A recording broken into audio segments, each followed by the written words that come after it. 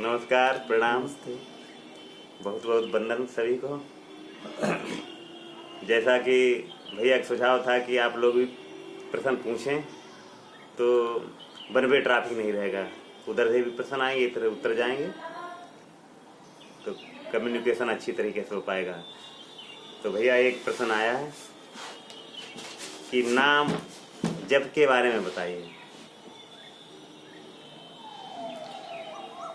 भैया, आत्मबोध उपलब्ध होने के लिए या अपने को जानने के लिए या ईश्वर परमात्मा को जानने के लिए कई विधियां हैं, या कहें कई भक्ति है। या चाहे योग भक्ति है, राज भक्ति है, या करुणा भक्ति है, या कर्म योग है। मतलब कहें तो भैया अपने जानने के लिए या ईश्वर को जानने के लिए कई पद्धतियां हैं, कई रास्ते हैं।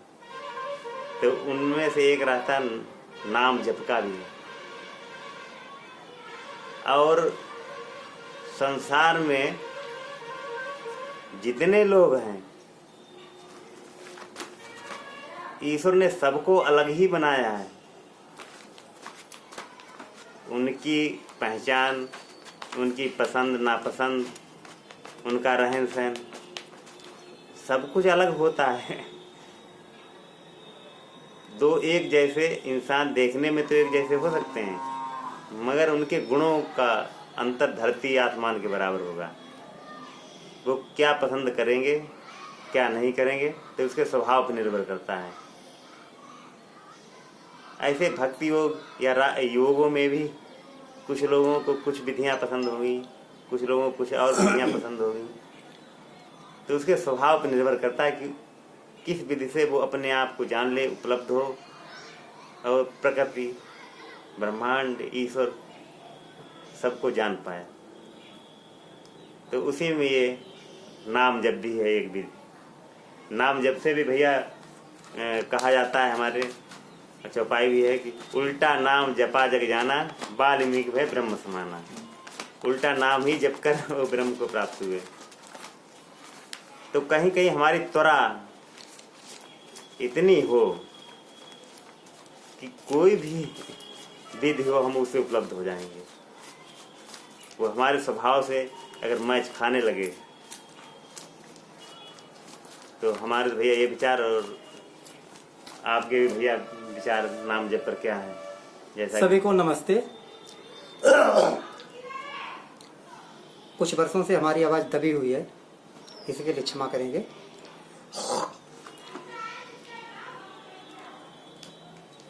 दूसरी चीज, हम लोग यूट्यूबर नहीं हैं तो उतनी वाक्पटुता भी नहीं, उतना जो शब्दों का जाल वो उतना अच्छा नहीं है।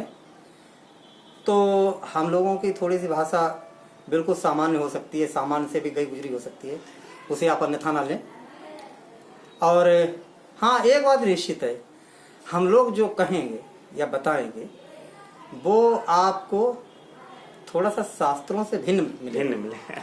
वो ना शास्त्रों में मिलेगा, ना कहीं और जगह यूट्यूब फेसबुक पर मिलेगा। भैया, तो हमारे चैनल का उद्देश्य यही था कि सरल व्यक्तियों की भी आवाज पहुंचे। क्योंकि यूट्यूब पर आप कुछ भी सर्च कर दें, हजारों वीडियो आ जाएंगे, बहुत ही बड़े बड़े विद्वानों के, बड़ी अच्छी अच्छी व्याख्याएं, बिल्कुल बहुत अच्छी अच्छी व्याख्याएं आ जाएंगी। कोई भी सब्जेक्ट, कोई भी विषय पर प्रश्न करने से सैकड़ों के हजारों लाखों वीडियो मिल जाएंगे, और बहुत ही अच्छे विद्वानों द्वारा बहुत ही अच्छी भाषा शैली में। हम लोगों की भाषा शैली थोड़ी सी सामान्य है, शब्द को भी उतना अच्छा नहीं है इसे, लेकिन पूरा वीडियो जरूर देखें और उसे थोड़ा सा गहराई से समझेंगे तो आपको जरूर लगेगा कोई नई चीज यहाँ पर मिली। अब हम आते हैं विषय पर। आज का विषय है नाम जप से क्या, या नाम जप का जीवन में क्या महत्व है, मुक्ति में क्या महत्व है और उसका प्रतिफल क्या होगा या उसके क्या फायदे हैं। अब सीधे सीधे हम नाम जप पर बोलना शुरू कर दें तो नाम जप से पहले समझना होगा कि नाम क्या, किनका, और जप क्यों और कैसे। नाम देखिए, एक चीज हमेशा ध्यान में रखिए, इस प्रकृति में अनंत है, अनंत है।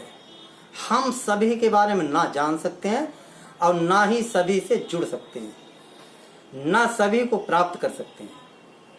कल्याणकारी हमारे सनातन वैदिक धर्म में मंत्र है कि जो कल्याणकारी है वो हमारे अंदर के भर दीजिए और जो दुर्गुण है उन्हें आप हटा दीजिए। प्रभु से प्रार्थना की गई है, अनंत शक्ति प्रभु जो भी हो उससे प्रार्थना की गई कि हे प्रभु, गायत्री मंत्र में यही है कि हे प्रभु हमारे अंदर के दुर्गुण हटा दीजिए और समस्त जो अच्छे गुण हैं वो हमारे अंदर धारण कर दीजिए। तो उद्देश्य होना चाहिए कल्याणकारी, कल्याणकारी चीजें हमारे अंदर आ जाएं, यही वास्तविक उद्देश्य होता है। वो कैसे आती हैं, उसमें एक विधि है नाम जप। अब नाम जप पे हालांकि जपाने वाले बहुत ही गुरु मिल जाते हैं। कैसे हैं, हिंदुस्तान में दो लोगों की कमी नहीं, एक नेता और गुरु। आपको हर गांव में मिल जाएंगे, हर मोहल्ले में मिलेंगे, हर शहर के वार्ड में मिलेंगे। हिंदुस्तान में दो चीजें बहुत मिलती हैं, नेता और गुरु। आप खेत में जाइए, अच्छा ही है। किसी या मछली पकड़ने वाले से कह दिए कोई अपनी समस्या बताइए कि भाई ये समस्या समाधान करना है, या घास छीलने वाले से भी कह के आप देख लीजिए, या बस में किसी से, तो वो तुरंत आपको समाधान बताने लगेगा। कहने का मतलब है कि गुरु या ज्ञानी और नेता ये हिंदुस्तान में बहुत ही प्रचुर मात्रा में पाए जाते हैं। अब आते हैं विषय वस्तु पर। नाम जपाने वाले गुरु जपने वाले शिष्यों के लिए नाम का महत्व बताते हैं कि इस नाम का इतना महत्व है, इसमें इतनी शक्ति है, इससे आपके अंदर परिवर्तन अवश्य आएगा। लेकिन सच्चाई ये होती है शक्ति नाम में नहीं है, शक्ति उस जपने वाले व्यक्ति के अंदर पैदा होती है। बिल्कुल सही। माइंड जितना चंचल होगा, जितना अशांत होगा, उतनी ही दुर्घटनाएं अवश्य होती हैं, उतनी दुर्घटनाएं अधिक होती हैं। जितना ही अशांत मन होता है, दुर्घटनाओं के अलावा जब दिमाग का जो संतुलन नहीं बिगड़ा हुआ होता है तो सबसे ज़्यादा परेशानी होती है। आप कहीं भी कोई चीज़ रख गए और ढूंढ दूसरी जगह रहे, आपको एक और क्योंकि दूसरी जगह दूसरी चीज़ रखी है, लेकिन आपका कंप्रोमाइज वो ख़त्म हो जाता है, आप परेशान हो जाते हैं, आप ड्यूटी के लिए लेट हो जाते हैं, आप जो भी कार्य करते हैं सब गड़बड़ हो जाता है। आप कोई अच्छा कार्य करने चलते हैं लेकिन उसमें भी कोई व्यवधान उत्पन्न हो जाता है आप ही के द्वारा, क्योंकि आपका मन शांत नहीं था। मन शांत ना होने की वजह से आप जो है जो करते हैं उसमें गड़बड़ हो जाती है, यानी वो अपने हिसाब से आपके हिसाब से कार्य नहीं हो पाता। इसका मेन कारण होता है मन की अशांति। और मन की शांति के लिए क्योंकि मन कई चीजों में रमा हुआ है। अब नहीं हमने कहा कि अनंत, अब मन कुछ भी देखता है, कुछ भी सोचना, क्योंकि मन की कोई सीमा नहीं। मन कई चीजों में रमा हुआ है, कई चीजों में। अब सारी चीजें तो पा नहीं सकता, इस वजह से मन अशांत होने की वजह से शरीर अशांत हो जाता है। शरीर अशांत होने की वजह से सारे कार्य जो है वो वैसे हो जाते हैं, गड़बड़ हो जाते हैं, मतलब सब कार्य जो है असंतुलन में चला जाता है।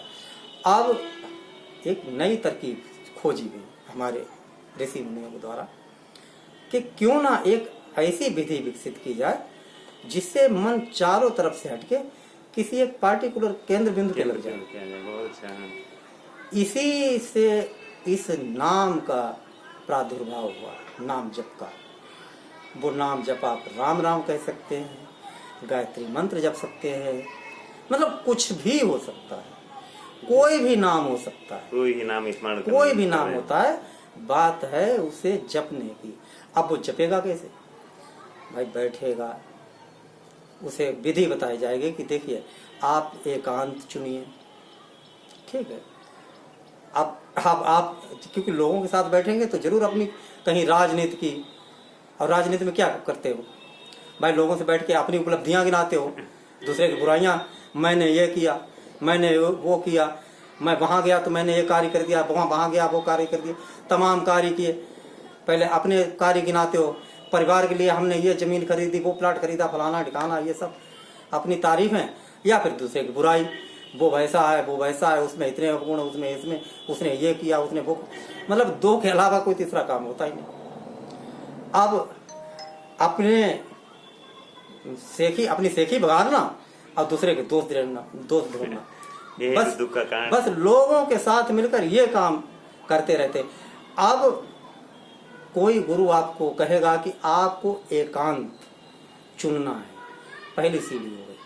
अब आप लोगों से हट गए 1 घंटे के लिए, 10 मिनट के लिए, मतलब शुरुआत 15 मिनट से या 10 मिनट से की, फिर वो कहेगा पहले 10 मिनट, फिर आधा घंटा, फिर 1 घंटा। तो अब आप हटे लोगों से, एक संभावना का बीज पैदा हुआ एकांत का। क्योंकि जब लोगों से हटेंगे, अब सुनाएंगे किसे अपनी सेखी, तो मन धीरे धीरे, क्योंकि मन धीरे धीरे शांत होगा। नहीं तो लोग क्या करते हैं, देखा होगा आपने, जाएंगे, अब लोग नहीं होंगे तो ऐसी बातें छेड़ेंगे ताकि लोग इकट्ठे हो जाएं, और इकट्ठे होने के बाद वहाँ लंबी चौड़ी बातें उनके अंदर होता है कि इन्हें भी लगे कि हम भी विद्वान हैं। खैर, ये सभी की आदत होती है, और अहंकार इसी का नाम होता है। अब आके एकांत में बैठे, किसी का नाम जपना है, यानी अपनी सेखी नहीं बघारनी है, तो अहंकार पर पहली चोट यहाँ पे होती है। अब वो आधा घंटा बैठेगा, मन शांत करेगा, उसे कहा जाएगा कि अब आपको मन शांत हो करके उस नाम को जपना है। अब मन शांत करेगा, मन में नाम चलेगा, अब मन शांत करके ही वो जप कर पाएगा, नहीं तो जप अधूरा रहेगा। भाई ये काम एक ही होगा, अब गिनती करनी है उसे, 108 या 4 मालाएं, 5 मालाएं। अब दूसरी जगह मन रहेगा तो गिनती कैसे करेगा, गिनती भूल जाएगा। अब कहीं 5 मालाएं बताएं और गिनती भूल गया तो फिर से मालाएं करनी पड़ेंगी, तो इधर ध्यान रहेगा। तो मन मतलब शांत होने की प्रक्रिया का आरंभ हो गया। अब वो आधा घंटा मन शांत से बैठेगा, धीरे धीरे धीरे धीरे एकांत का आनंद आने लगेगा। बहुत आनंद है, इस सेखी बघारने से कई गुना आनंद है, लेकिन उसका रस लिया ही कहाँ? जिसने रस लिया उसका वो जानते होंगे। उसके बाद वो शांत बैठेगा, उसका अलग ही आनंद है, क्योंकि वो स्वयं में स्थित होगा, और आनंद स्वयं में ही हो सकता है। दूसरे तो दुख दे सकते हैं, वैसे तो गहराई में जाएंगे तो दूसरे न दुख देते न सुख देते, सब निर्मित अपने। हाँ, दूसरे के द्वारा निर्मित हो जाते हैं। अब जब आप दूसरे से संबंध ही नहीं रहोगे, उससे तारतम्यता टूट जाएगी, तो आपके अंदर ही वो सुख पैदा होने लगेगा, और आप धीरे धीरे धीरे धीरे धीरे, अब जब से लाभ नहीं, आपके मन की जो चंचलता है वो कम होने लगेगी, और धीरे धीरे मन शांत होता जाएगा, शांत होता जाएगा। आप वास्तविकता से जुड़ते चले जाएंगे, अपने से जुड़ते चले जाएंगे, प्रकृति से जुड़ते चले जाएंगे, बिल्कुल धीरे धीरे धीरे धीरे, और उसी आनंदित वातावरण में, क्योंकि सब कुछ आनंदमय है, पूरी प्रकृति आनंदमय है, और धीरे धीरे धीरे धीरे आप जुड़ते चले जाएंगे। फिर आपके अंदर जब चंचलता नहीं रहेगी, फिर आप न राजनीति की सेखी बघारेंगे, न अपने पद प्रतिष्ठा की सेखी बघारेंगे, आपने क्या क्या किया उसका गुणगान नहीं करेंगे, क्योंकि वो तो सब हुआ। हो सकता है आपको अच्छा लग रहा हो, दूसरे को बुरा, लेकिन वो तो एक जिंदगी का हिस्सा था। इन सारी चीज़ों से दूर होते जाएंगे। मकसद या मतलब इसका ही है कि आप अहंकार से धीरे धीरे मुक्त होते जाएंगे और अहंकार से मुक्ति अपने अंदर स्थिति होती है, अपने यानी अंदर स्थिति। बिल्कुल ही आनंदमय होता आनंदमय। है और आनंदमय वातावरण यानी आनंदमय जीवन, मुक्त जीवन होता है। यही इसका फायदा है, क्या यही इसका लाभ है। बस तो भैया नाम जप पर आपने अपने स्वयं के बहुत ही अच्छे विचार रखे और वाकई में अगर नाम जप को भी अपनाया जाए तब हम अन्य चीज़ों में मुक्त हो जाएंगे और जब मुक्त हो जाएंगे तो मुक्ति को ही उपलब्ध हो जाएंगे, आनंद को ही उपलब्ध हो जाएंगे। तो भैया बहुत बहुत आपको प्रणाम, नमस्कार। आपने हमारे दर्शकों के लिए बहुत ही अच्छे अपने विचार रखे। तो दोबारा कोई ऐसा प्रश्न हो फिर से पूछिएगा। नमस्कार, सभी को प्रणाम। सभी को मेरा भी नमस्ते, प्रणाम, प्यार, हार्दिक नमस्ते।